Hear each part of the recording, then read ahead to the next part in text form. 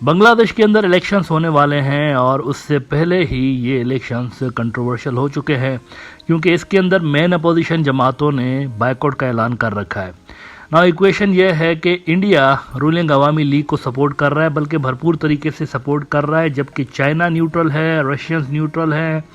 लेकिन यूरोप और अमेरिका जो है ये भरपूर दबाव डाल रहे हैं शेख हसीना सरकार के ऊपर कि आप फ्री एंड फेयर इलेक्शंस कराएं, जिसका बाय द वे अभी तक दूर दूर तक कोई नामो निशान नहीं है, क्योंकि अवामी लीग ने फैसला किया हुआ है कि वो उसी तरह इलेक्शंस करवाएंगे जैसे वो पिछले 2 इलेक्शंस करवा चुके हैं। अब ऐसे में पॉलिटिकल डिस्टेबलाइजेशन तो है ही, हजारों की तादाद में वर्कर्स जो हैं अपोजिशन पार्टियों के वो जेलों में पड़े हुए हैं, लीडर्स भी जेलों में पड़े हुए हैं। लेकिन एक बहुत बड़ा फाइनेंशियल तूफान जो है वो बांग्लादेश के सर पे मंडला रहा है।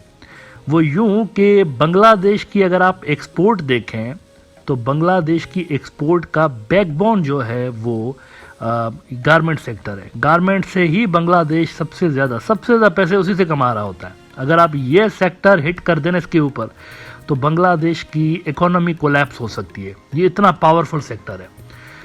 लेकिन इस सेक्टर के ऊपर खतरे के बादल मंडला रहे हैं। एक तो इसकी ऑलरेडी जो मार्केट है वो गिर रही है और इसके कई वजूहात हैं। पॉलिटिकल अफरा तफरी जो मुल्क में है ना इस वक्त, वो उसका फैक्टर फिलहाल नहीं है, आगे चलकर होगा लेकिन इस वक्त नहीं है। इस वक्त उसके थोड़ा सा डिक्लाइन आया उसके अंदर 5-6% का, वो दूसरा उसका फैक्टर है। लेकिन दूसरी बड़ी जो तलवार इसके ऊपर मंडला रही है ना वो क्या है, इस पर भी थोड़ी देर में आता हूँ। लेकिन पहले ज़रा इसकी अहमियत आपको समझा दूँ कि ये सेक्टर कितना इंपॉर्टेंट है।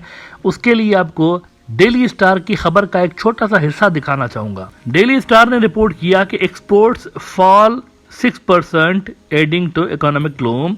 अब इस स्टोरी के अंदर वो कहते हैं कि shipments of garments which account for about 85% of Bangladesh export earning fell 7.45% year on year to $4.05 billion in November period, data compiled by the Bangladesh Garment Manufacturers and Exporters Association showed। अब देखिए 85% बांग्लादेश की जो एक्सपोर्ट है, यानी आप बाहर के मुल्कों को जो सामान बेच रहे होते हैं उसका 85% ये एक सेक्टर है। इसका मतलब है कि इसके बिना आपके पास पैसे नहीं होंगे, ऑयल इंपोर्ट करने के लिए रिक्वायर्ड डॉलर्स नहीं होंगे, दूसरी चीज़ें मेडिसिन इंपोर्ट करने के लिए डॉलर्स नहीं होंगे। आपके जितने भी डॉलर्स और फॉरेन रेवेन्यू ज़्यादातर आ रहा होता है वो इसी से आ रहा होता है ना। ये जो 85% आप एक्सपोर्ट कर रहे होते हैं गारमेंट्स की बांग्लादेश के अंदर, उसकी सबसे बड़ी मार्केट कौन सी है? इसके लिए आप ज़रा अल जजीरा की स्टोरी का ये हिस्सा देखिए कि the United States and European Union collectively account for more than 80% of Bangladesh multi billion dollar apparel sales and any sanctions on the RMG industry would put severe dent in its already beleaguered economy, said analyst। 80% Bangladesh के जो garments हैं ये Europe और America की तरफ जा रहे होते हैं।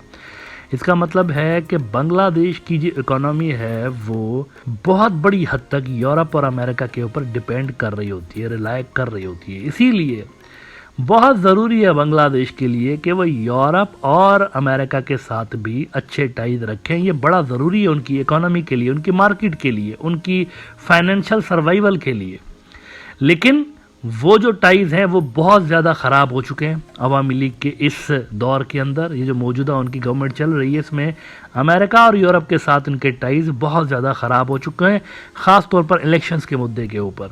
और वो जो मैंने कहा ना कि एक बहुत बड़ी तलवार इस गारमेंट सेक्टर के ऊपर लटक रही है, वो तलवार ये है कि यूरोप और अमेरिका से ये इशारे आ रहे हैं कि वो सैंक्शंस लगा सकते हैं बांग्लादेशी गारमेंट्स के ऊपर। अल जजीरा ने रिपोर्ट किया हुआ है कि sanctions threat looms over Bangladesh garment sector ahead of elections. Garment manufacturers worry a one sided national vote could lead to economic sanctions for the nation and them. वहाँ पर गारमेंट सेक्टर परेशान है। वहाँ से जो इंडिकेशंस अमेरिका और Europe से आ रही हैं वो यही आ रही हैं कि अगर ऐसे ही भोंडे किस्म के वोट्स होते हैं जिसमें डमी किस्म के, आप देखें अवामी लीग के अगेंस्ट जो कैंडिडेट्स फील्ड किए गए हैं वो लोग हैं जिनको अवामी लीग ने कहा है कि आप ज़रा हमारे अगेंस्ट खड़े हो जाएं, थोड़ा सा लोगों को पता चले, दुनिया को पता चले कि अपोजिशन थी, वोट्स के अंदर अपोजिशन थी। तो इस तरह के अगर पोल्स होते हैं ना, तो ये बड़ा एक बांग्लादेश के गारमेंट सेक्टर के ऊपर बहुत ज़्यादा इसका सबसे बुरा असर, सबसे पहला जो ख़राब असर पड़ेगा इसी के ऊपर पड़ेगा। अब अवामी लीग वाले भले ही तिफल तसलियाँ देते रहें कि नहीं ऐसा नहीं होगा, हमारे जो कंप्लाइंस होती है ये होता है वो, लेकिन ये यूरोपियंस जो होते हैं ना और अमेरिकन नादरीन, ये कंप्लाइंस कुछ नहीं देखते। ये देखते हैं बस वो मुल्क हमारी मतलब बात मान रहा है नहीं मान रहा, लगा देते हैं सैंक्शंस। आप देखिए रशिया, ईरान और ये इतने सारे जो भी मुल्क हैं जिनके साथ उनके ख़राब टाइज़ हैं, उनके ऊपर जो उन्होंने दुनिया भर के सैंक्शंस लगाए हैं, तो वो क्या कंप्लाइंस के चक्कर में लगाए? नहीं, वो जियोपॉलिटिकल मसलों के ऊपर लगाए हुए उन्होंने। कोई सा भी मसला मतलब बना के कोई सा भी वो पॉइंट निकाल लेते हैं और सैंक्शंस लगा देते हैं। अब इस सारी सूरत हाल में अगर आप केयरफुली देखें तो एक मुल्क ऐसा है जिसके मुंह में पानी आया हुआ है और वो मुल्क है इंडिया।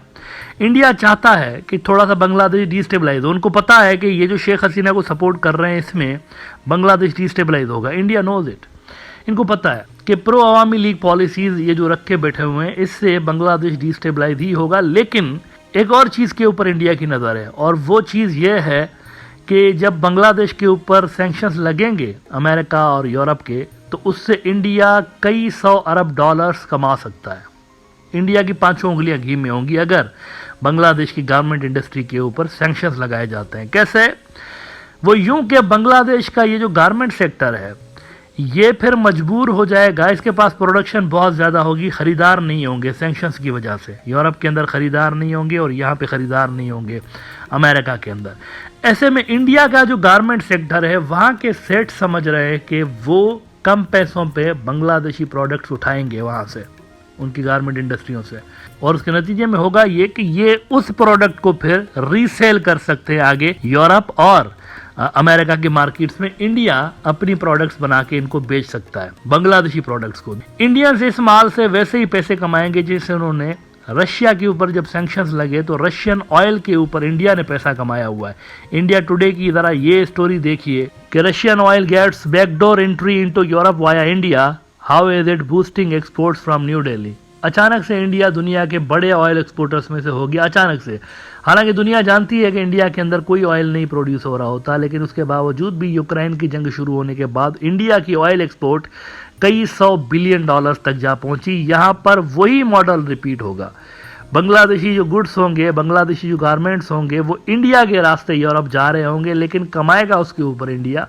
तो इंडिया की 5 उंगलियां घी में है इस वक्त। वहां पर अगर अफरा तफरी के अंदर डमी इलेक्शंस होते हैं तो उनकी मंजूर नज़र हुकूमत होगी ढाका के अंदर, और यहाँ पर वो ढाका के गारमेंट से खुद माल बना रहे होंगे जब रिटालिएशन में आकर यूरोप और अमेरिका सैंक्शंस लगाएंगे बांग्लादेशी गारमेंट्स के ऊपर। तो लिहाजा होश के नाखुन लेने चाहिए अवामी लीग वालों को, और मैं समझता हूं कि उनको लेवल प्लेइंग फील्ड की तरफ लेकर जाना चाहिए और तमाम जो पार्टियां हैं उनको इक्वल अपॉर्चुनिटी देनी चाहिए।